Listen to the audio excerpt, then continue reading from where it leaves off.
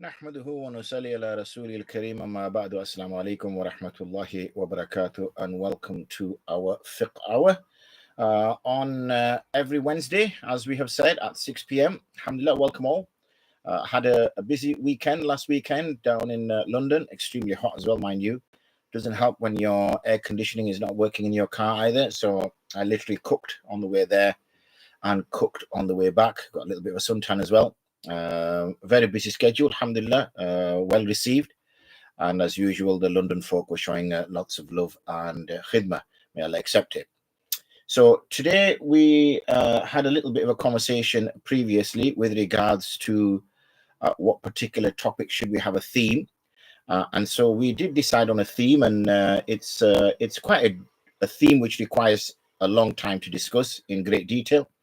So for now, it's just going to suffice to discuss it in a very broad sense without going into too much detail, and that's about slavery. So it is a contentious topic.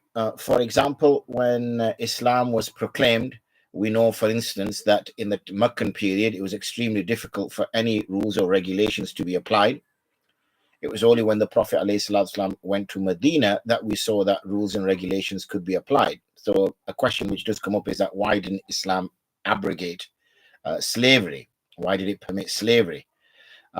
So we need to first of all mention clearly that this would have been only possible in the period, the 10 years or so in the period in Medina.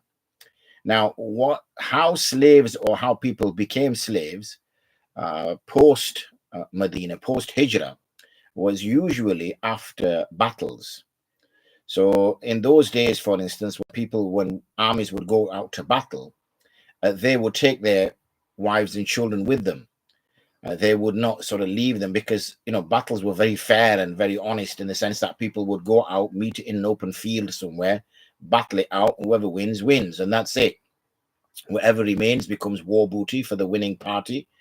And that would include, obviously, any children or women that were left behind as well. Men, usually, combatants, were usually either killed during the battle, or if they were still alive, then they would also be taken into captivity.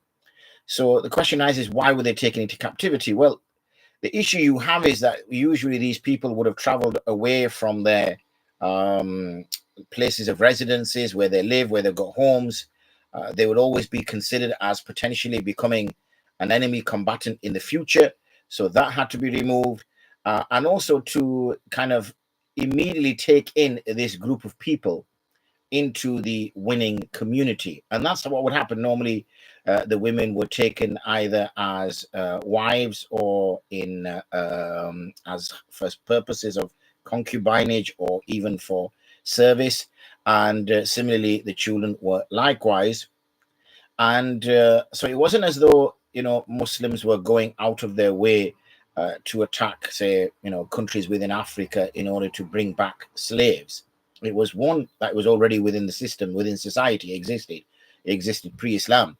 It's existed for many, many centuries. So that was one thing. Secondly, it was more a case of that. So that first of all, it was already established. Secondly, we know that in the Meccan period, the Prophet ﷺ did not apply any of those type of injunctions. It was mainly focused on worship and belief. And the third thing was obviously that this was after battles that were fought in order to the winning group to amalgamate, to integrate the losing group, which would obviously have meant that many of the men would be dead. So therefore it'd be only some men, children and women, in order to now integrate them into the society, which was a Muslim society. And therefore this would be the way of integration, either through marriage, through concubines, or through slavery of a nature. It wasn't as though there were people going out into African nations and bringing people by force. Even when this so-called, this concept of slavery existed, then people were treated fairly in the sense of there was no abuse allowed. There was no beating allowed. They had to be fed in the same way as the master was fed. They would be clothed in the same way that the master would be clothed. But also there was a great emphasis upon freeing slaves. in the sense that freeing slaves brought great reward. So the Prophet ﷺ would continuously encourage people to, kafaratul yameen, wherever, when it was an expiation, fi raqaba, yani whether it was expiation for oaths, whether it was a penalty in performing a ritual act, anything, the opportunity was always about freeing slaves, allowing people to come out of bondage, so that the system itself wasn't removed by sort of breaking it down, because it was so formed in the social structure. It was more done in the sense of the removing the desire for it, removing the need for it, and also and therefore people were encouraged to do that. Now, we don't know the hikmah behind this. We don't know the wisdom behind it. It might be that this was so embedded within Arab culture that it would have been difficult to give a ruling against it. We saw, for example, that drinking was a part of Arab culture, and it wasn't that drinking was removed and made illegal all in one go. Rather, we see this gradual progression of speaking ill of it, of telling believers not to come close to the masjid if they're intoxicated, until eventually it was made forbidden outright. So it was done slowly. It wasn't done immediately. But that was a personal choice. That wasn't going to affect the social fabric of the community. Whereas we know that the society, the Arab society, were dependent upon slave labor in that regard. So therefore, to forbid that outright would have meant this would have had a dramatic effect, and would have potentially caused problems within society. Therefore, it was encouraged, it was promoted, it was enjoined, and even in its existence, it was made such that it wasn't as though these people were being shackled, people were being treated like animals. Now, compare this to the experience that most Western people have of slavery, which is the transatlantic slavery, where large ships would sort of dock, and then people would go around and round up the indigenous population, and then literally pack them like sardines in a ship, where many of them would die along the way. Only the fittest would survive. They would then reach the shores. They were then treated like animals. They were believed to be have less of the question of the soul was challenged, whether they were actually fully human. They were considered as less human. They were degraded, and this was due to racism.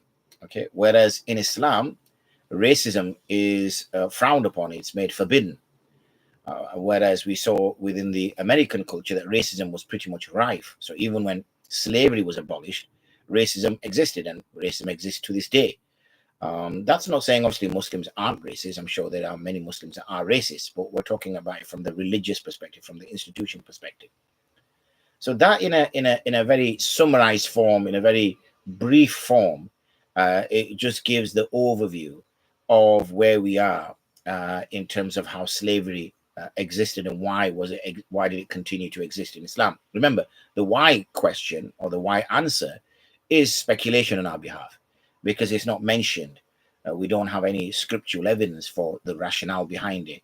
We just assess from the way society was and the outcomes, and take it from there. Okay, so let's just pick some questions up. Please do feel free to post your questions.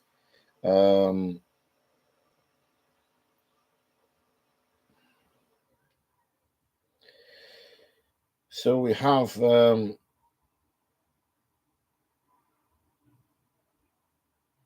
is it okay to do tayammum from beach sand, oceanside beach dry sand? So when we do tayammum, we're doing tayammum on a sort of a solid object, like a rock or a pebble or something. So that's what you would use, a pebble. It's not necessarily the sand that's in question here. So therefore, there wouldn't be a necessity for it. But the sand is an earthly matter, so that there would be no issue with that, even if one used it in the manner like one uses, say, soil. So it is earthly matter. The difference with sand, obviously, is that when you it's not organic as such. So I might need to just look into that a little bit more before I give a absolute answer. But I'll come back to the sand question shortly. Is it permissible to be imam to lead salah if one has done tayammum? Yes, it is permissible to lead salah if a person has performed tayammum. There's no harm on that whatsoever. I think that's the questions there. Let's just check on the ladies group.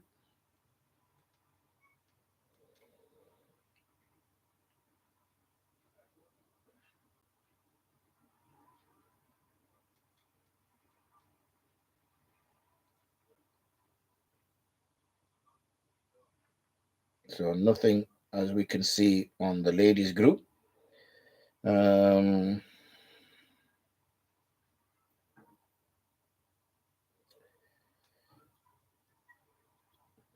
So yeah, nothing there. So yeah, going back to the sand question. So anything which is of a earthly matter, one can perform tayammum with. So soil is the usual thing. Rocks one can use the surface of. So if there is sand there, then yes, one can use that in order to perform tayammum with that, inshallah. Let's see if there's any questions which are coming on the WhatsApp, on the YouTube itself. Looks like everybody's enjoying the sun or something today. No questions as such, nothing on Facebook. So let's give it a couple of more minutes, inshallah. And then if there's nothing, we can close up for today. A shorter session than normal. I'll give it another minute, inshallah, and then we will wrap up.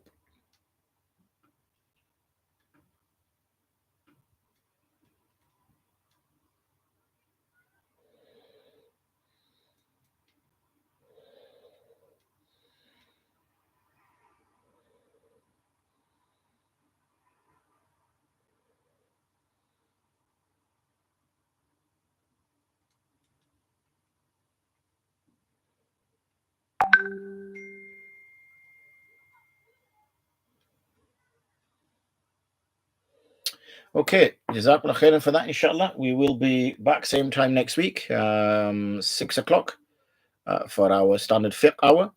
And till then, inshallah, wa akhiru da'wana and alhamdulillah rabbil alameen. Assalamu alaikum wa rahmatullahi wa barakatuh.